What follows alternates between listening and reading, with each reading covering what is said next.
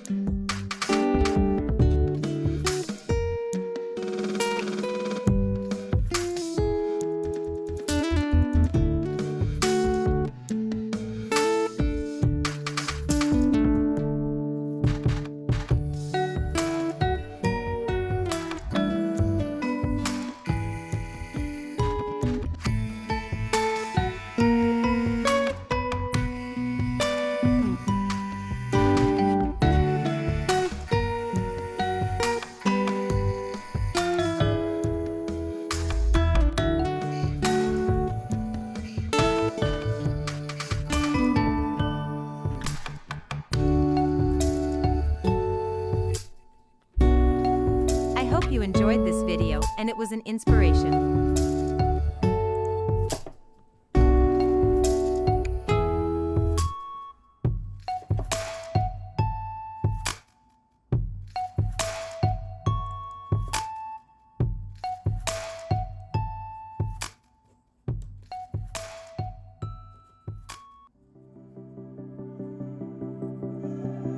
forget to subscribe to the channel and click the bell so you don't miss new videos.